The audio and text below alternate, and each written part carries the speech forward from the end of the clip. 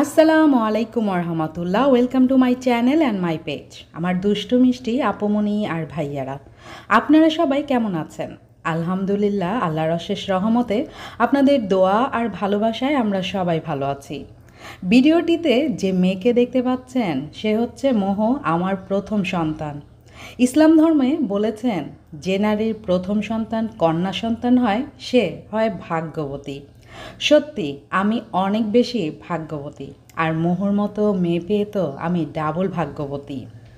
প্রথম সন্তানের জন্মের পর শুধু যে একটা সন্তানের জন্ম হয় তা কিন্তু নয়, প্রথম সন্তানের জন্মের পর একজন মায়েরও জন্ম হয়। অনেক নতুন নতুন অভিজ্ঞতা হয়, সেই সাথে অনেক কিছু কিন্তু আস্তে আস্তে সেই নতুন মাটি শিখেও। জীবনের অনেক কঠিন বাস্তবতার সম্মুখীন হয়েছিলাম আমি আমার এই মেয়েকে জন্ম দেওয়ার আগ থেকে শুরু করে জন্ম দেওয়ার পর পর্যন্ত। আলহামদুলিল্লাহ, আমার সুখ দুঃখের সব কিছুর সাথী হচ্ছে আমার এই মেয়েটি। মোহ আমার শুধু মেয়েই নয়, মোহ হচ্ছে আমার মা। কারণ মোহ একজন মায়ের মতো করেই অনেক দায়িত্ব কিন্তু পালন করে। সে ছোট হলেও আলহামদুলিল্লাহ আমার সব কিছুতে আমাকে অনেক বেশি সাহায্য করে আর আমাকে অনেক বেশি কেয়ার করে। আসলে একজন মায়ের যা যা দায়িত্ব মেয়ে হয়ে কিন্তু আলহামদুলিল্লাহ আমার মেয়েটা সব কিছু মায়ের মতো করে পালন করে। প্রথম সন্তান হিসাবে মোহ আমাদের অনেক বেশি আদরের, বিশেষ করে আমার। ও এক সেকেন্ডও যদি চোখের আড়াল হয়ে যায় তখনই যেমন মনটা কেমন কেমন করে। আস্তে আস্তে মেয়ে বড় হচ্ছে, এটি যেমন অনেক বেশি আনন্দের তেমনি কিন্তু অনেক বেশি কষ্টেরও।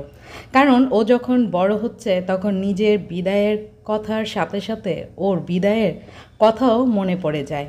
একজন মেয়ে যখন একজন মা বাবার ঘরে জন্ম নেয় তাকে লালন পালন করার পর অন্য একজনের হাতেই কিন্তু তুলে দিতে হয়। আমার নিজের বিদায়ের কথা মনে আছে। আমাকে যখন আমার আব্বু আম্মু বিদায় দেন তখন আব্বু এত বেশি কান্না করেছিলেন যে অসুস্থই হয়ে পড়ে গিয়েছিলেন। আর আমাদের এই মেয়েটাও আমাদের অনেক বেশি আদরের। জানি না কিভাবে সেই সময়টা আমরা পার করব। তবে সেই সময় মনে করে আর মন খারাপ করতে চাই না, বর্তমানের আনন্দটুকুই উপভোগ করতে চাই। মোহর কিন্তু অনেক গুণ, আলহামদুলিল্লাহ। ছোটবেলা থেকেই ও কিন্তু নামাজ কোরআন সব কিছু পারফেক্টলি পড়ে। আপনারা সবাই ওর জন্য বেশি বেশি দোয়া করবেন, কারণ বর্তমান যুগে একটা মেয়েকে ইসলামের পথে পরিচালনা করা কিন্তু খুবই কঠিন। কারণ আশেপাশের যে পরিবেশ, যে পরিস্থিতি রয়েছে, সেই ক্ষেত্রে কিন্তু ইসলাম ধর্মে পরিচালনা করা খুবই জরুরি। সন্তান হচ্ছে একজন পিতামাতার জন্য অনেক বড় নেয়ামত, এই দুনিয়ার জন্য এবং ওই দুনিয়ার জন্য। একজন সন্তানকে আমরা যদি নেকভাবে লালন পালন করতে পারি তাহলে এই সন্তান আখিরাতের জন্য আমাদের হয়ে দাঁড়াবে।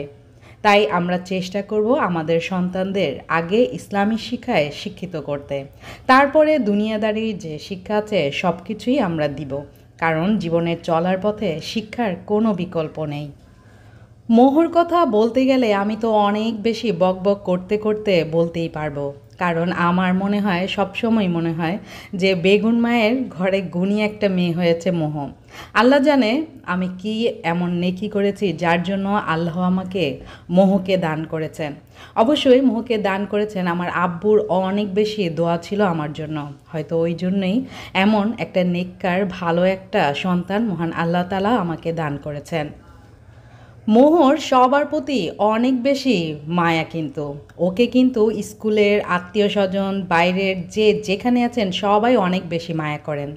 কারণ সবার প্রতি ওর অনেক বেশি মায়া আর খুব দায়িত্বশীল একজন ও। এত ছোটোবেলায় এত বড় বড় অনেক দায়িত্ব যখন নিয়ে নেয় অনেক সময় আমি মা হয়েই অবাক হয়ে যাই। ছোট্ট আমার মামনিটা কত দায়িত্বশীল। মন থেকে এবং অন্তরের অন্তঃস্থল থেকে প্রতিনিয়ত ওর জন্য এমনিতেই দোয়া চলে আসে। আল্লাহ আমার মামনিটাকে নেক হায়াত দান করুক। আমিন সুমা আমিন। সবাই দোয়া করুন।